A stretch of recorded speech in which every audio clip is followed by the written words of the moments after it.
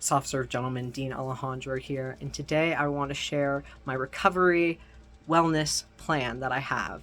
I typically don't record back-to-back videos, but you asked about my self-care plan that I have, and I just found that paper of it, and I shared it with you, and I actually just found another paper that is kind of the same thing. Instead of completely focusing on self-care, it is focusing on my path to recovery and different things that I can do.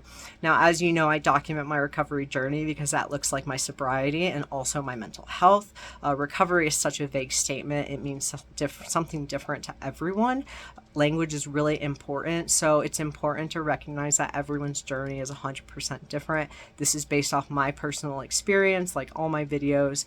I'm very candid and very vulnerable, and it's important to realize that because your journey is different, that's what makes it so great, and that's what makes you so awesome. So never forget that. So I wanted to share this, also add it to my recovery playlist just so I have it, and also give myself some accountability, kind of speak it into the universe and kind of just talk about it more and create this open conversation that I like to do. So I'm just going to go ahead and go through this. I don't know if I'm going to read it all out because it is personalized based off work and, like I said, my recovery journey. And the self-care action plan that I shared with you too was more so, like I said, focused on professional aspects, although still taking care of myself, creating those boundaries between emotional stuff at work, physical stuff at work, whatever it might be. So let's get into it. Personal statements of reasons for wanting to recover and achieve wellness. So for me personally, I want to be a better person for me. I want to invest in myself. I want to be that person that I needed when I was younger. And I want to be a better person for my future family. You know, there was kind of a rough spot where I wasn't sure if I wanted to have a family, and it really deterred me when I was really depressed and stuff. But as you know, one of the biggest reasons I stopped drinking was to end that generational trauma that was affecting me for so much. And I've been working on that for so long. And it's really important for me to create this foundation for my future family, whatever that looks like. I want to be fit and healthy, and I want to be clear-headed. So a lot of those kind of go like hand in hand together. So some short-term goals that I have within the next 30 days or the next week or, within the next 30 days is study for at least an hour after work, go to yoga once a week, and eat at least twice a day. These tasks may seem so easy and so small, but all of these tasks I really struggle with. So it's kind of amazing if I can even accomplish one.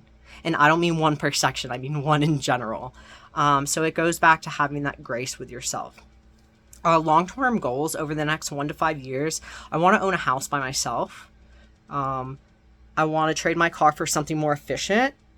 I want to be straight edge for a year, which means like no nicotine, no tobacco, and then my sobriety. And then I want to get a Dalmatian. I've wanted one my entire life, so I'm hoping I can finally manifest that to get one.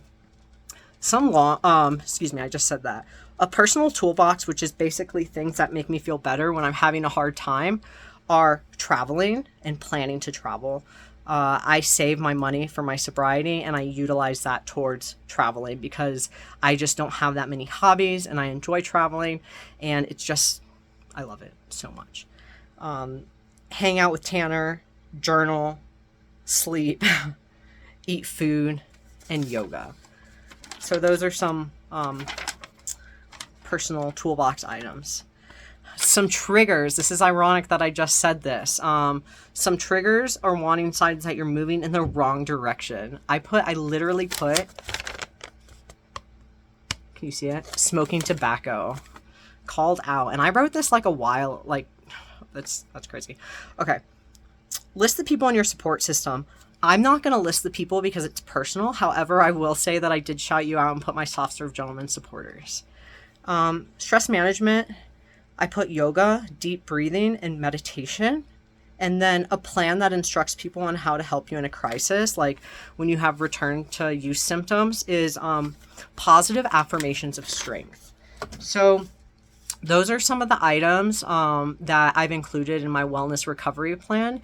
If you have any other suggestions, please post them below in the comments. I would really love to see and have this open conversation so we can kind of help with the stigma, with mental health, and with recovery. With that being said, if you like this video, make sure you give it a thumbs up. Please subscribe so you can see my weekly content. You can also check out any of my content on any of my platforms. It's the same handle. Other than that, remember, you are not alone. You can message me anytime, any day. I will get back to you. And it's okay to not be okay. I believe in you.